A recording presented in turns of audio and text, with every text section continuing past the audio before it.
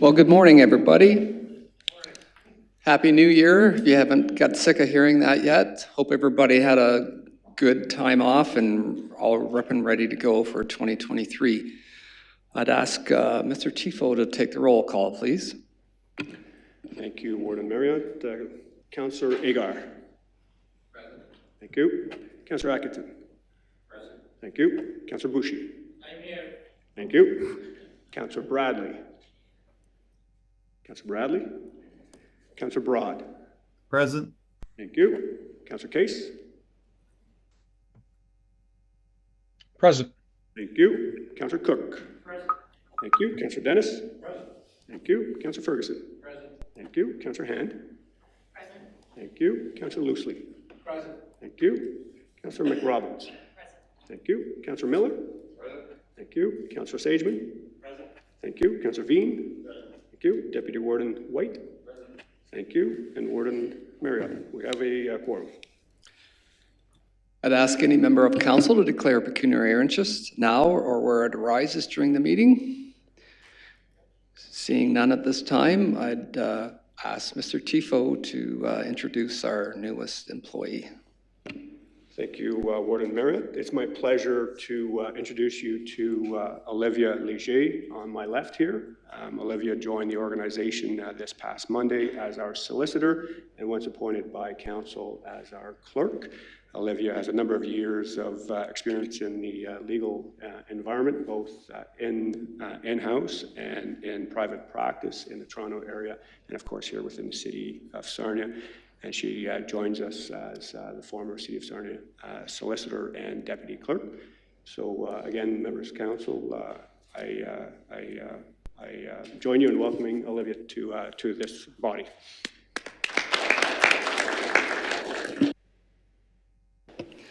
Thank you for that, Mr. Tifo, and welcome, Olivia. There are no in-camera items at this time, and that takes us to delegations. I'd look for a motion to allow delegations to approach the bar, please. Moved by Councillor Bushi, seconded by Councillor Hand. All in favor? That's carried. Thank you. First delegation is Mr. Oscar Poloni, partner, KPMG, and Katie Denbok, partner, KPMG, will be presenting to council regarding KPMG's review of the financial services and social services at the County of Lambton. Welcome.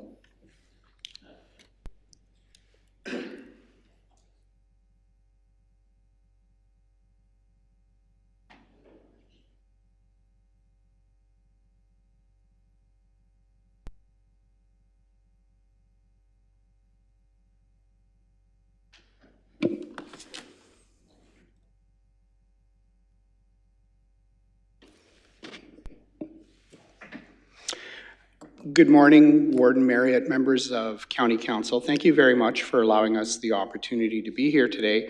It's our pleasure to provide Council with a presentation of 3 projects that were undertaken through the Provincial Municipal Modernization Fund. So, since early spring of this year, KPMG has been working with your staff on 3 specific projects. One project related to the digitization of your processes, looking at how you could use more technology, more electronic formats in how you deliver work, as opposed to hard copy paper formats. There's also 2 follow-up projects from earlier reviews that the county has undertaken, one with respect to facilities, finance and court services, and also with social services. And these were intended to implement findings from earlier reviews that were undertaken by the county. And as required under the program, the province has established a need for municipalities that receive funding to make a report publicly available. And so in your agenda package, you would have a copy of our formal report that talks about suggested courses of action, that actually anticipates the benefits and quantifies the benefits for the county from the investments. And as we'll discuss through the presentation, in a number of instances, you've already started to see those benefits materialize. And so what you will find is that the report that you have is what we've defined as a consolidated report. It brings all 3 of these specific projects together so that you can have one picture, if you will, because what you find through the reviews and through the projects, these are all integrated because they all have a heavy focus on technology, on digitization, and process improvement. I will say, Council, for what it's worth, you've been exceptionally successful in leveraging the program. I believe there's 9 projects that the ministry has funded for you, specifically with respect to process improvements, and in some cases, actual implementation of your new HRIS system, for example. So I would say there's been a good track record, if you will, from your staff actually leveraging provincial dollars to look at how you can create value for money through efficiencies for your ratepayers. So with respect to the reviews, as I've mentioned, there's 3 projects, and the first one looked at digitization. And this, once again, is the concept of looking at how you can move to digital as opposed to hard copy formats. And for what it's worth, Council, I noted you had to hold this meeting up because you needed a piece of paper. And that is exactly the type of thing that digitization is intended to avoid, because it creates efficiency by allowing things to move seamlessly through the county. And right now, what the review has identified is there is a very heavy reliance on hard copy documentation and also manual processes, where pieces of paper actually get signed and moved around the county, and shipped for processing. They get put into binders. When people need to look at them, they need to pull binders and to sort through documents. And so this is the type of thing that they've looked at. And what you'll find in the report is the results of a survey where we've gone by division or department, and we've looked to say, to what extent are you using paper versus electronic formats? And what you'll find is there's different levels of adoption, but generally speaking, half of everything you do in the county is paper-based as opposed to electronic-based. And so there is opportunities for improvement.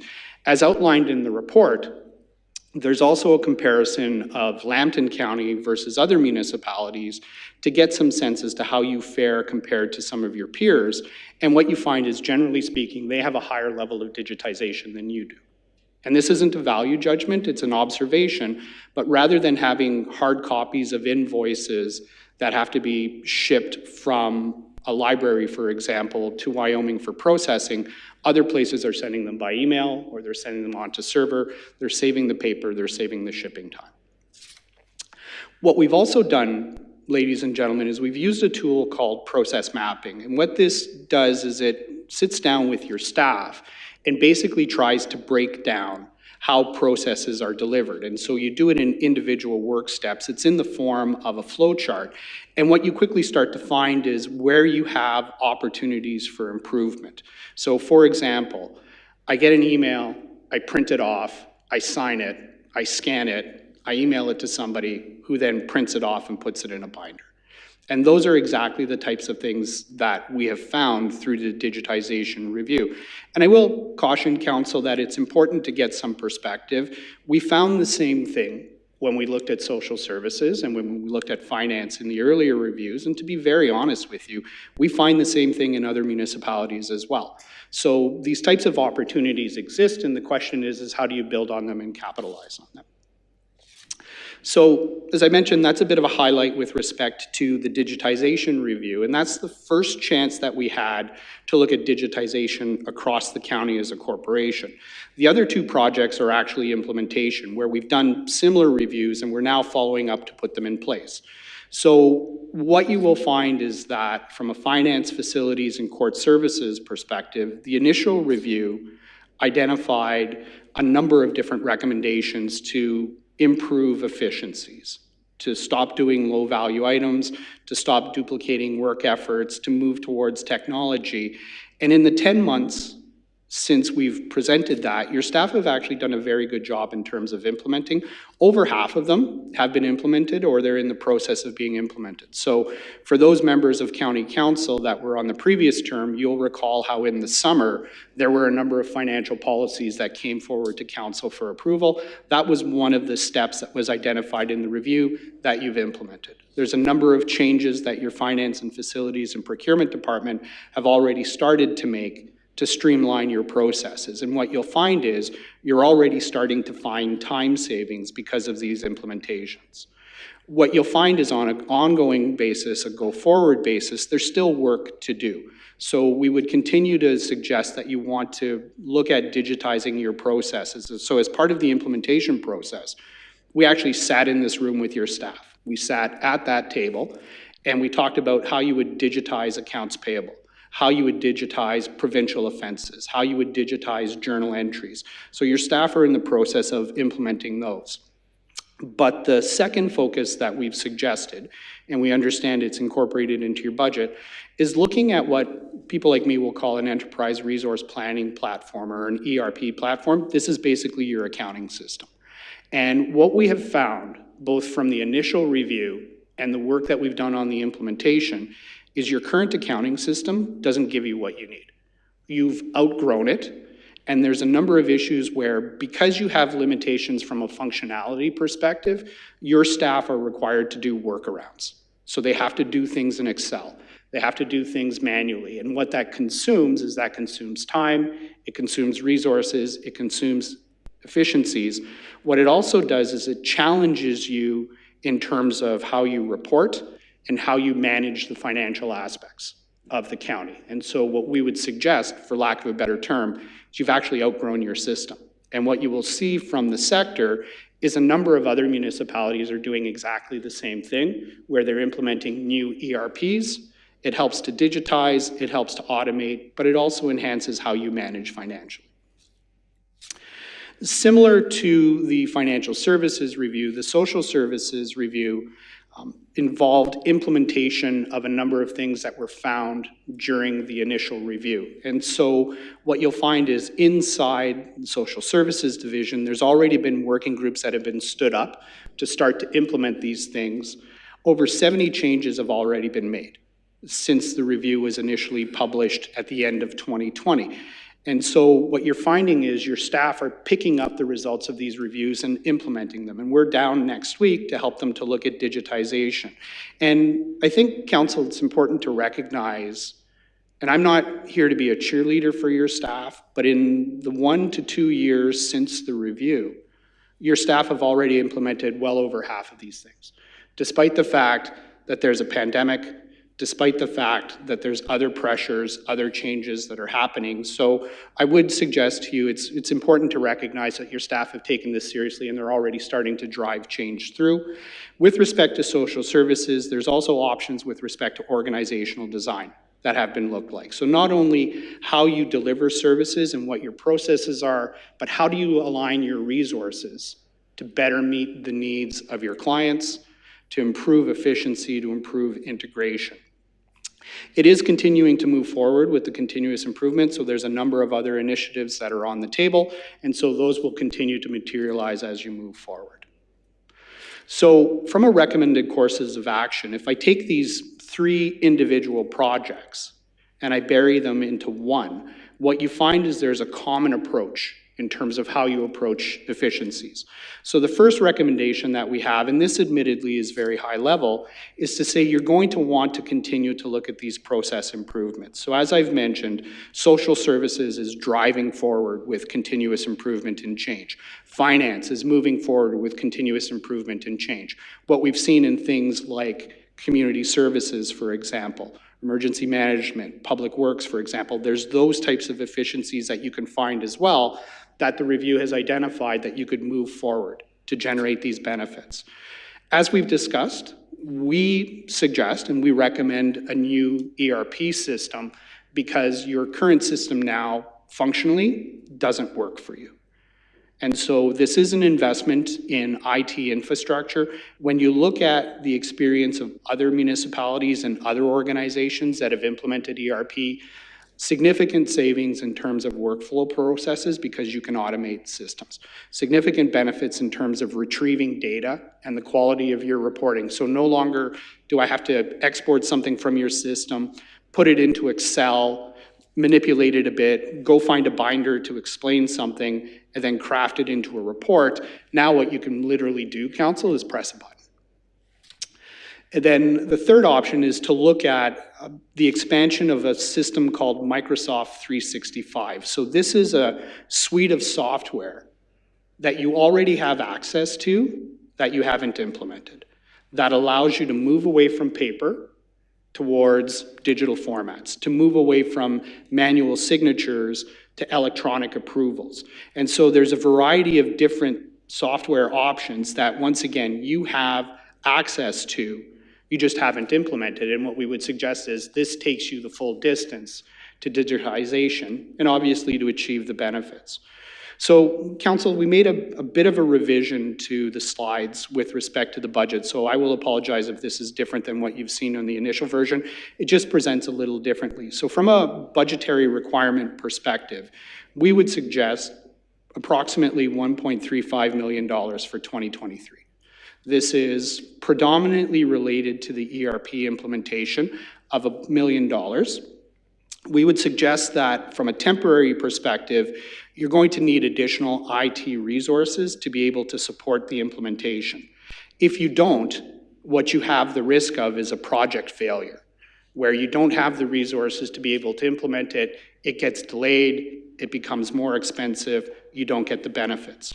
We've discussed in the report the need for a formal IT strategic plan. Your staff already do planning on an informal basis, so this just formalizes everything. And then also ongoing support for process improvements. From 2024, what you'll find is the tail end of that ERP implementation and some additional resources to support it. And then from 2025 to 2027, this is when you would look at that Microsoft 365 expansion and go the full distance. Council, one of the things that you'll notice is we've staggered this. We've made this into a multi-year budget request. To be very honest with you, you can do this fast or you can do this right. And so what we would suggest to you is you need to take almost a bit of a 5-year approach to take a staged approach. Right now, your staff are working on implementation of a new human resource payroll scheduling system, one project at a time, if you will. So from a benefits perspective, there's really 3 types of benefits that you'll find. The first are the concept of what we call financial benefits. These are cost savings. And so there'll be reductions with respect to printing, copying, postage, courier, all of that stuff. These are the direct costs associated with it. And I'm not a fan of anecdotal evidence, but since the pandemic started, I literally have not printed a piece of paper for work. And I've been doing this for 32 years, so I'm old school enough that I would suggest to you I always printed paper. I don't print paper anymore. And so what you'll find is significant reductions with respect to those. The capacity benefits are the other option, and this is freeing up staff time to do other higher value activities. So I'll give you one example.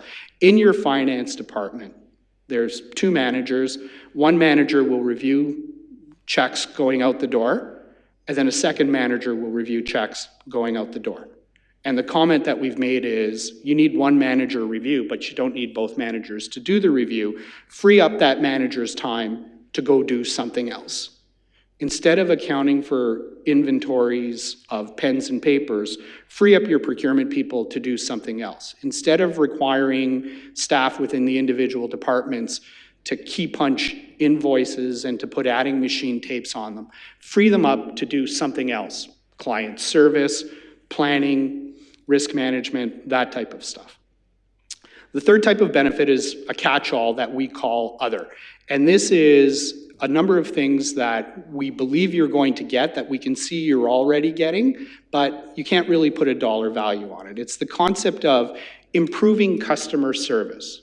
So when you think about social services and the changes they're making, the clients benefit from that because instead of having to tell their story 3 times, they can tell it once. From an internal customer perspective, departments like public health or infrastructure services that deal with IT, that deal with finance, corporate services, it's much more seamless. You reduce the environmental impacts. We've calculated, Council, that you probably consume somewhere between 70,000 to 100,000 pieces of paper a year printing off journal entries that literally go into binders and sit there. And so there's the environmental impacts of not having to consume resources. A lot of people now talk about ESG. This is your move towards it. It's the concept of legislative compliance and continuing to ensure that the county can comply with legislation. So if you think about digitization and record retention, this gets down to your ability to continue to respond to requests under MFIPA, the Freedom of Information request. And then it's also improved decision-making, the ability to identify trends in your operations, identify trends financially, to plan forward on a go-forward basis. Obviously, we can't quantify the value of these things, but we did want to mention it because they are benefits. Oftentimes, Council, we do get a question about, well, why can't we reduce staffing? And so what I would suggest my experience demonstrates is this. When you look at these changes, rather than being one massive change to your organization, what it actually is a series of small changes. And so what you'll find, Council, is in some cases you'll save 20 minutes here, you'll save an hour there. Not enough, literally, to take a body out, but incremental gains, if you will.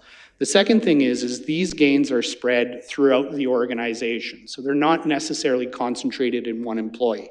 If I change your accounts payable function, it's not just finance that benefits, it's staff inside each of the functional areas. So the benefits are spread.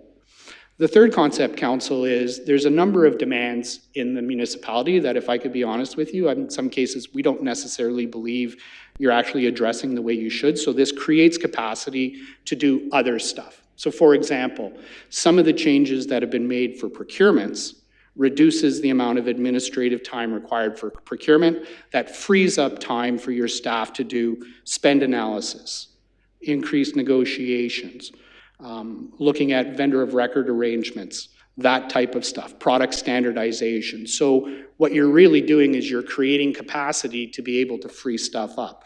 Over time, Council, what you may find is the aggregate impact of all of these changes may allow you to look at staffing, but what I would suggest to you is at this time it's premature.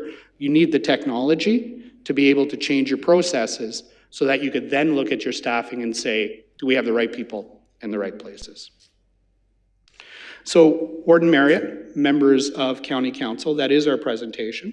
I'd like to thank you very much for allowing us the opportunity to be of service to the county. It is both a pleasure and a privilege to have worked with your team.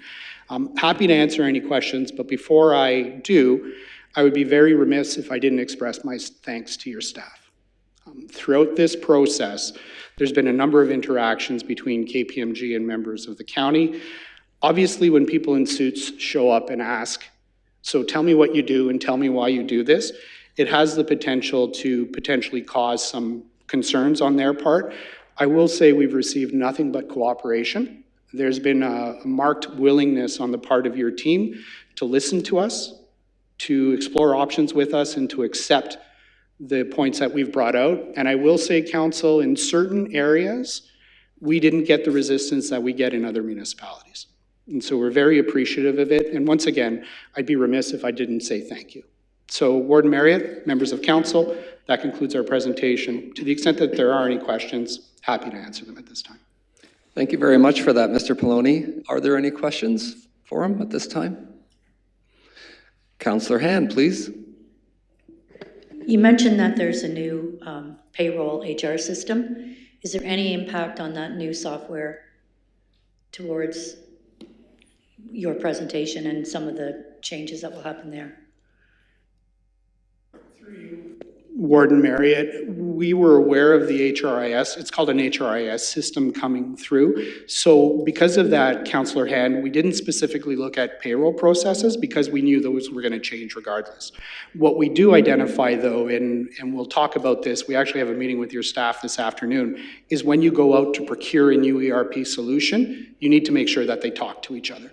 Because otherwise, what you're doing is, for lack of a better term, you're setting yourself up for pain. Any other questions? Councillor Atkinson, please. Thank you. In your pricing that you're charging, I see you're looking at 2023 of 1.35 million and 24.65, and then 25 to 27, 1.45. My question is, that last one, is that 1.45 over that 25 to 27 or each year?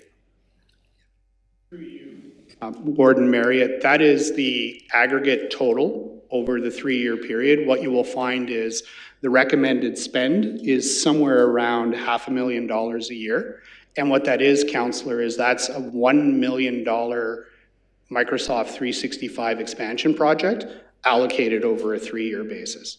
And one of the things that we've identified during the digitization review is when you speak with other municipalities, they've indicated that it takes them 2 to 3 years to fully implement digitization, which is why we spread. So to your point, Councillor, that's the aggregate amount. And apologies for any confusion. Anybody else? Don't see anybody online. Are we, did we lose them, Lisa? Okay. And I guess, Mr. Tifo, did you want to address the... Thank you very much, Warden Marriott and Mr. Poloni. Really two elements to address. One, the review, and then secondly, the internalizing of the recommendations, and perhaps a suggestion for a path forward from Council's perspective. With respect to the external review at KPMG, Mr. Poloni and his team's work, we were very grateful of that work. It's always informative, and we always learn quite a bit to get an expert that has reviewed other systems, other municipalities, high-performing municipalities, and then come to your house and suggest and introduce those high-performance initiatives. And that's what we value quite a bit, and we've been working quite closely with KPMG over the last number of years on that front. So we're very appreciative of that. In terms of how that impacts the internal, let's call it management of the digitization project, just a little bit of context for you. Dating back to 2019, early 2020, internally we had developed a goal and objective to have a ITIS 5-year and 10-year strategic plan to fully digitize to the extent possible the County of Lambton to achieve the efficiencies that KPMG and Mr. Poloni are speaking to. Now, of course, 2020 hit. We had our incident in 2021, for those of you who were here, that took up resources. And then in 2022, we actually started the path forward on digitization by going out to market for a new HRIS and payroll system, and that is in the midst of implementation. And we believe that that ought to be implemented in roughly May, June, July of this year.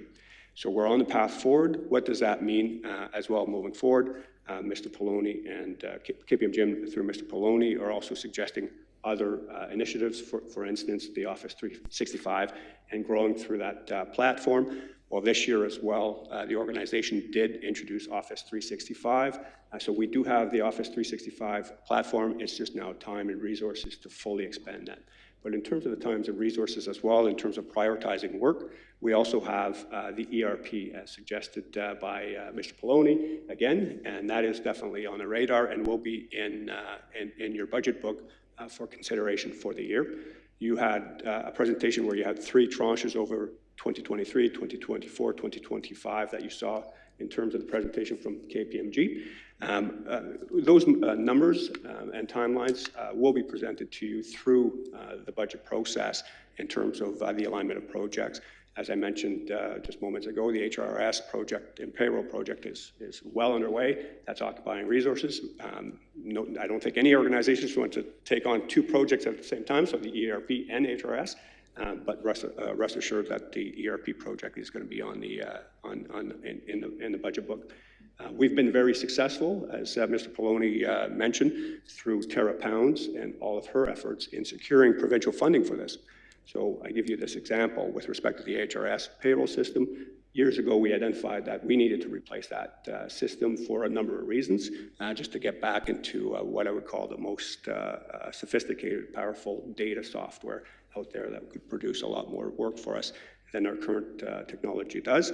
But lo and behold, MMP, Municipal Modernization Program, comes around, and we get alternate third-party funding to do that project. And that will be our goal in the immediate future as well for other significant projects as well, to continue on, hopefully, on that path.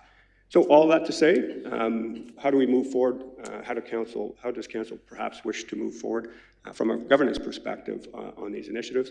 And I would suggest a resolution from council authorizing staff to pursue the recommendations set out in the KPMG report, provided that any costs associated therewith be brought to your attention first for consideration and approval.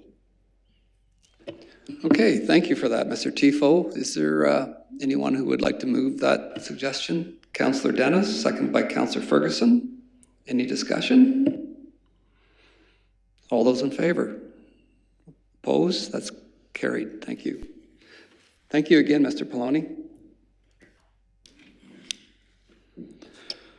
Our next delegation is Anand Desai, Associate Planner, Monteith Brown Planning Consultants, and Sabrina Mayer, Planner, Monteith Brown Planning Consultants, will be presenting to Council regarding the Joint Library Facilities Review.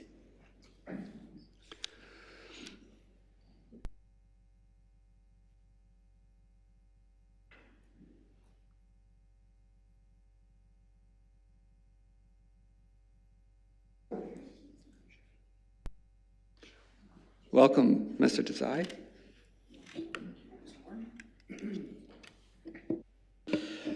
And thank you very much, Mr. Warden, members of County Council. I appreciate you having Monteith Brown here today. My name is Anand Desai. I'm an associate, again, joined by Sabrina Mayer, not represented today as part of our consulting team, but here in spirit, the folks at MGMA Architecture and Design. And so we look forward to guiding you through just under a 15-minute presentation around the Joint Library Facilities Review, which was also undertaken through the grants that the county received through the Municipal Modernization Fund. And as such, our specific mandate is to look at how library space can help achieve intentions and objectives of the county and as lower tier municipalities, in terms of achieving efficiencies, as well as providing the most value and responsiveness to your residents throughout the county.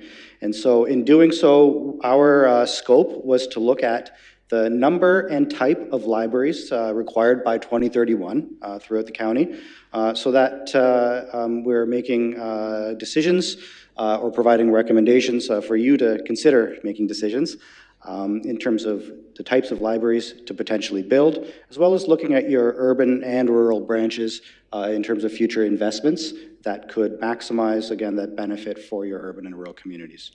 We are also looking at how library space can support community development, empower your residents and your businesses, deliver greater value, and as I mentioned, look at certain efficiencies for the county.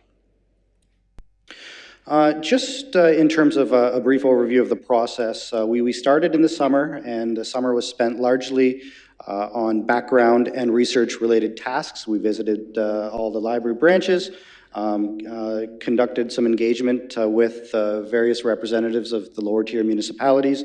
That built on consultations that the Cultural Services Division had done just a couple of years ago in support of its strategic plan. The fall was spent looking at space assessments, looking at the policies and the model that guides the investment and the relationship with the lower tier municipalities. Provided some design guidance, as we mentioned, around new branch and existing branch improvements. And then ultimately, we finalized the document over the course of the last few weeks, and are looking forward to your thoughts, should you have any, this morning. So just as a reminder, Lambton County, through its library system, delivers services at 25 locations. The county is responsible for those services, whereas your municipal partners at the lower tiers provide the space, the physical space, in terms of owning those buildings, maintaining them. A division of responsibilities agreement that was originally crafted in the late 80s was reaffirmed by County Council in 2015. We discussed that model with the lower tier municipalities, and again, found not only did that, I guess, in support of the reaffirmation from County Council, your municipal partners are also generally content with the spirit of that Division of Responsibilities Agreement. The library system reaches a large number of folks, an estimated 12,000 visits every week before the pandemic, based on a survey provided through that strategic planning process. Found that about half of the county's residents visited a library branch in 2018 and 19. The way that most library systems across the province measure their service levels for library space is square footage per capita. Lambton County's almost 88,000 square feet of library space results in 0.7 square feet per person. That is pretty much bang on in terms of what is or has been historically recommended by provincial library associations and governing bodies. In terms of certain trends, and I guess as much as this picture does not speak to the first point, libraries are more than books and shelves. Really, the modern library or a progressive library system recognizes that these are critical pieces of the community infrastructure that allows people to gather, to learn. They are economic drivers, very much so, and places where creative individuals and creative industries can thrive. The library is a place that welcomes all people into the library. And, you know, there is a bit of a misconception that technology, and we've just received an excellent presentation around technology, that, you know, with greater digitization, we might need less space for libraries. What we're finding, though, is the opposite is true, that in fact, the evolution of the library is such that in order to introduce people to technology, in order to be inclusive of all people, you know, compliance with the Accessibility for Ontarians with Disabilities Act, for example, means that library shelves have to be shorter, for example, and the aisles between them, those shelves need to be wider. And so, you know, there are space implications. The library as a place of education and social justice in urban and rural communities, libraries are taking on food literacy, food education, food security. So things like from teaching kitchens to, in the case of Lambton County Library, you know, providing most recently seeds at library branches to grow locally kind of oriented plants and vegetables in people's backyards, for example. Again, you know, with that focus that we just heard on technology, libraries really are at the forefront in many respects of introducing technology to the broader community. Certainly there are ways that, you know, through space, technology can help the library's internal operations become more efficient. At the Sarnia Downtown Library, for example, there are self-service kiosks where people can go and scan their checkout items, just like as you might be able to do at the grocery store. That in turn allows the library staff working in there to potentially you know, undertake additional tasks. So there's a measure of efficiency there. From a public standpoint, technology can also help you know, increase convenience and access to folks, especially in more remote areas. Things like holds lockers, where people can order their book online or their item online. They are couriered over and placed in a hold locker where somebody can show up outside of traditional hours of operation, scan their library card, and that item is then available to them outside of a staffed hour. That's an important element as well in terms of increasing how much and the ability of people to you know, benefit from library services. And again, from a technological aspect, but also a resiliency aspect. You know, the last couple of years have shown us the real importance of the library in terms of bridging that digital divide. When buildings were closed, you know, folks would be parked outside in library parking lots or other places where civic or free Wi-Fi was available just to get a connection. Folks, you know, were reliant on the services that the library provided to help educate themselves, or you know, access printers or online services where those might not have otherwise been attainable in their homes, you know, for economic or connectivity means, for example.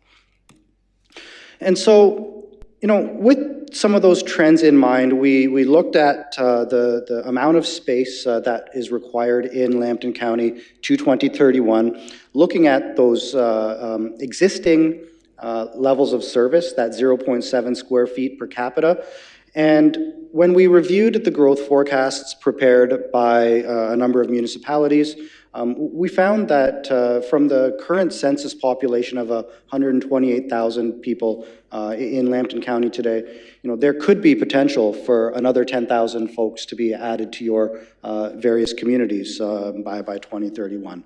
And so, with that in mind, if we were to retain the same rate of space in the county, that would require about just over 9,000 square feet of additional library space in your communities. As you can see, and that would be simply just to keep pace with growth, with those about 10,000 folks. What you can see as well, though, is we did a bit of a spatial analysis as well that looked at the coverage of your existing 25 locations. And generally speaking, all of the settlement areas, your designated settlement areas through the county, have the ability to be gain access to a library space within about 5 kilometers.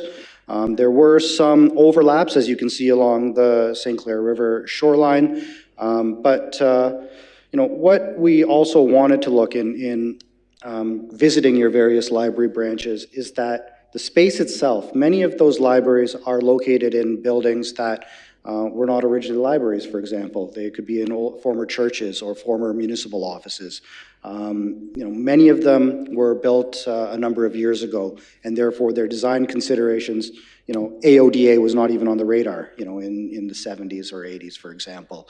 And so, or they might be underserviced, focused on those books and shelves. Undersized, focused on the books and shelves. And so not really able to deliver on the full range of library services that residents have come to expect.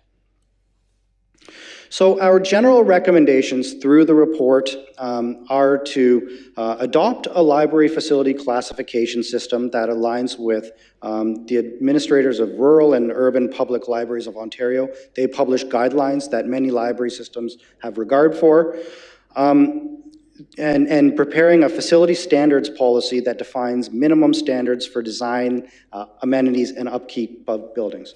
The reason we are advancing those two initiatives is because, again, between 11 different lower tier municipalities and their kind of historical, legacies, pre-amalgamation, post-amalgamation, there is a vast difference in terms of how your libraries look, feel, the space that they offer. And we want to try and standardize that a little bit, but still also respect unique local characteristics. So working with those municipalities, we want to establish a bit of a framework that presents a consistent library service and experience across Lambton County.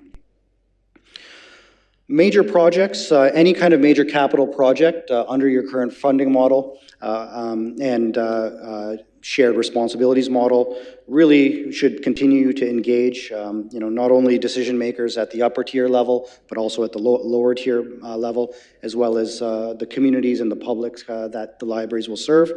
Engaging Indigenous communities about how libraries can be more welcoming, advance principles of truth and reconciliation through physical space, and that's largely through perhaps reflecting Indigenous history, culture, art, in portions of libraries where appropriate.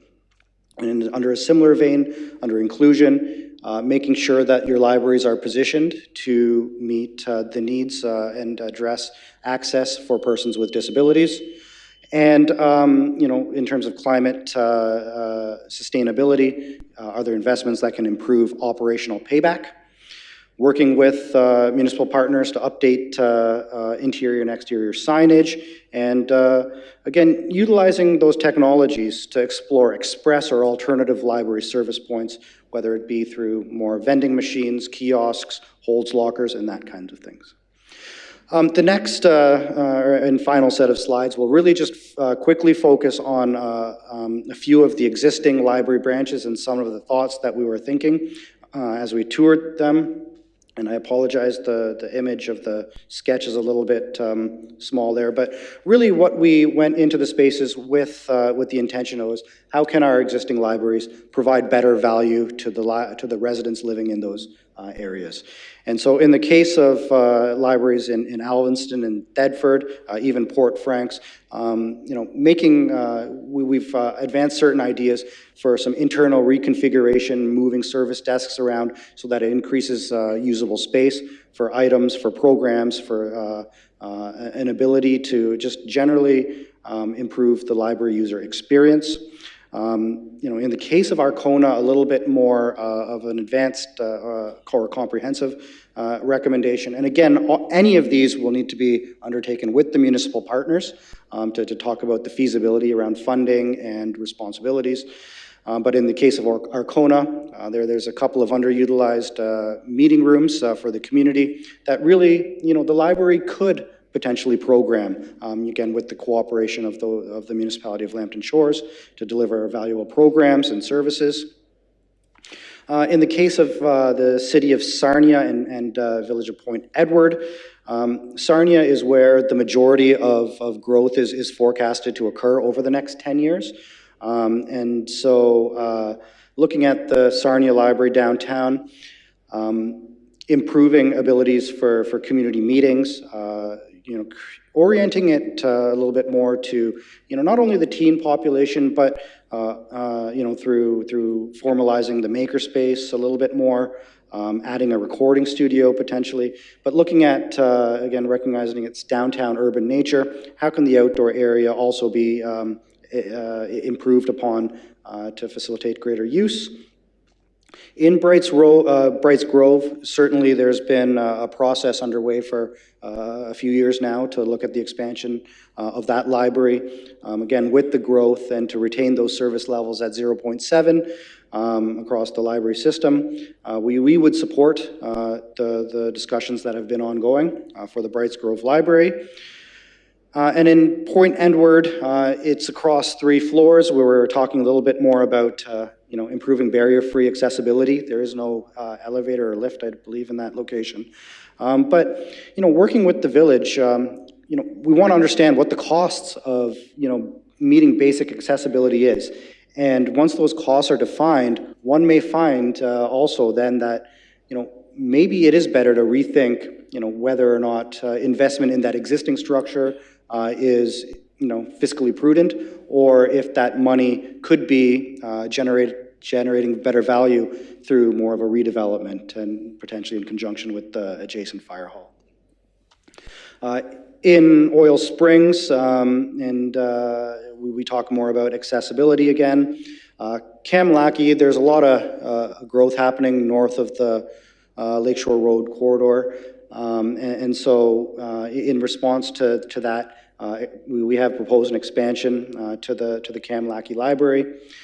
In terms of Wyoming, where we are here today, it's more about increasing the visibility into the library, from the street front, making people aware that library exists.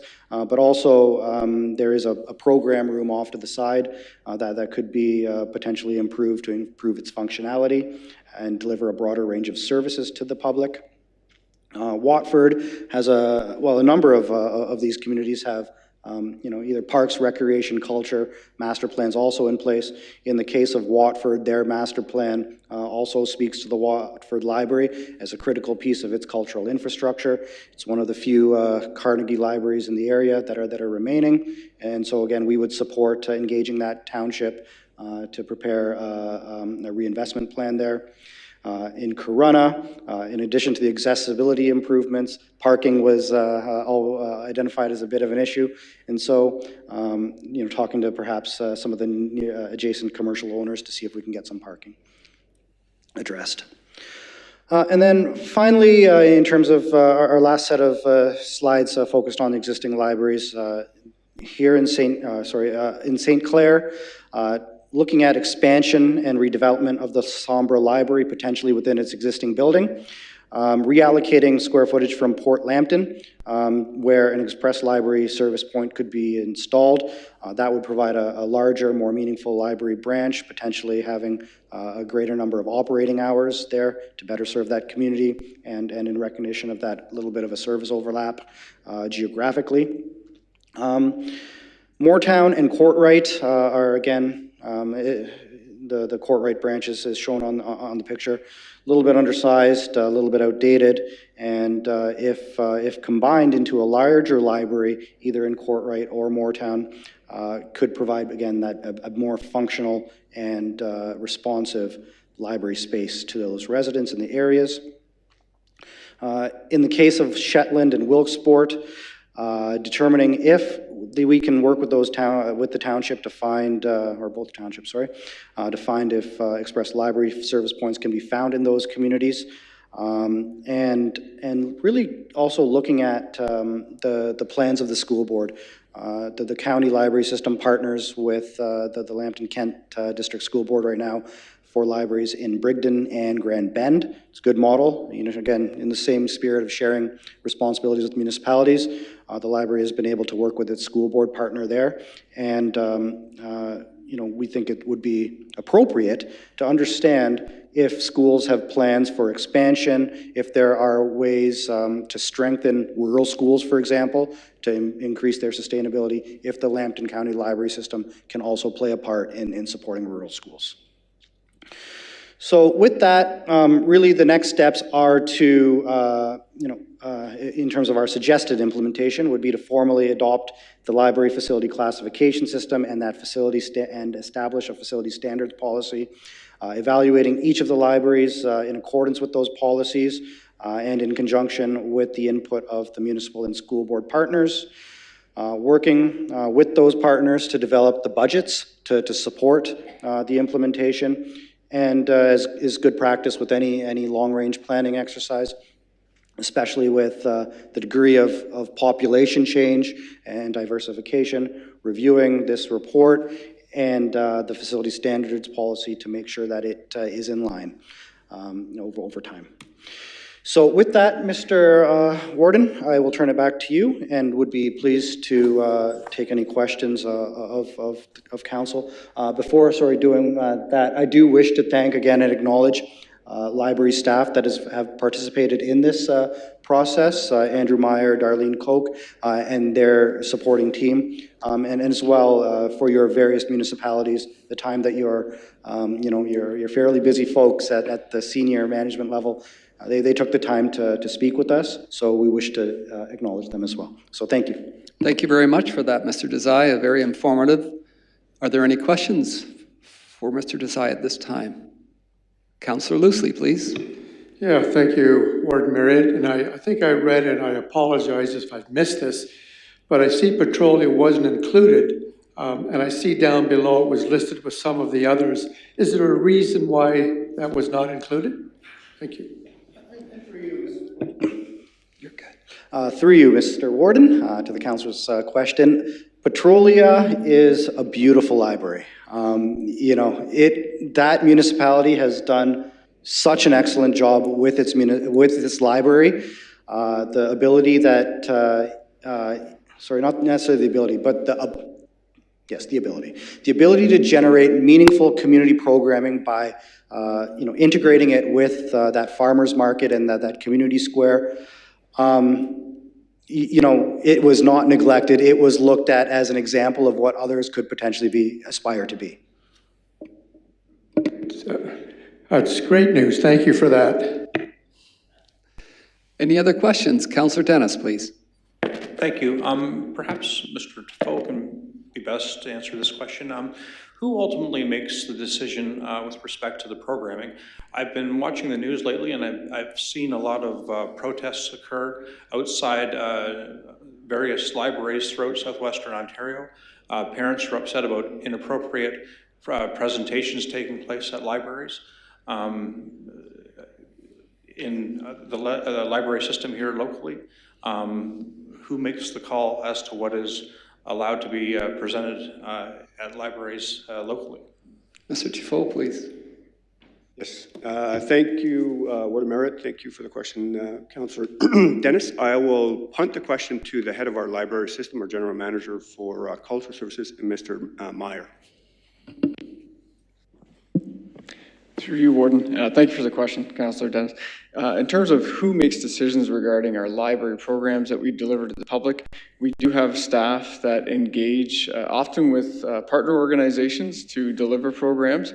I'm not aware of any protests within our library system regarding activities, but typically in terms of how we develop what programs are selected, it's through our staff team in the libraries department, and we often work with local partner organizations to deliver those programs. In London and Hamilton and different places like that? Yeah, okay, thank you. Any other questions? Oh, Councillor Bradley, please. A couple of comments. I appreciate the work on this, but I was hoping we'd move into a one-tier library system. You can cite numerous cases, and you said, I believe, the consultant. And by Mr. Tebow, I'd like to find out what the cost of these two consultant reports were. If you could just do us a quick summary to County Council at some point soon. Is that we've had numerous issues between the operation by the county, and again, I think the county is fulfilling its role, but at the local level, and even your comments about the Brights Grove Library. But we're hearing reports it could be $10 to $15 million. But you're setting up a formula at the county level. And the way I'm reading this is it's almost like the federal government. You're setting the policies, but the lower tier is the one that's going to have to deal with these costs and the issues involved. And one of the suggestions I was going to make, because they talked about consultation, I think this report should go down to the lower tier. We did this with the previous library report, and I was amazed at the response from the other communities back on that we should send this report down to lower tier councils for 30 days or 35 days or 45 days to review it and to come back with their comments. So it's on the public record. And if this motion is moved to move forward on this report, I would ask that be the motion. It go down to the lower tier for 45 days to allow local councils and mayors to give their comments on these reports and to make specific suggestions. Instead of, and I know this is the consulting word language, we're going to consult with you. That never usually ends up with real input from the people that are elected. So I will move that as an amendment to the main report. Okay, did Mr. Tifo or Mr. Meyer want to comment on that this time? No? That's okay, so that's an amendment to the motion that isn't motioned yet. Are we ready to deal with that, or are there any other questions or comments before we do that? Yeah, go ahead, Mr. T. Thank you, Warden Mayor. If I understand correctly, there is a path forward suggested in the materials at page 87 of 339. And if I understand correctly, Councillor Bradley, you're moving that recommendation with an amendment or an addendum or a fourth element that speaks to the report in its entirety being distributed and communicated to all of our stakeholder municipalities within Lambton County for a period of no less than 45 days for their review and comments. Yeah, it may sound like semantics, but there's a big difference between a report being dropped on a council desk for discussion versus just having it be out there for general consultation. That's why I want to specifically go to the mayor and council of each community in Lambton County. Okay, so Councillor Bradley, you're moving that. Do we have a seconder? Councillor Dennis, any further discussion? All in favor? That's unanimous. Thank you. Thank you again, Mr. Desai. That brings us to item number 6, reports requiring a motion under Cultural Services Division, a report dated January 18th, 2023 regarding Lambton County Library Joint Facilities Review. Do we have a mover for that? Oh, we did that, sorry. It's all included. So I look for a motion to adjourn. Councillor Hand and Councillor Loosely, all in favor? That's carried. Thank you. We're just 2 minutes over.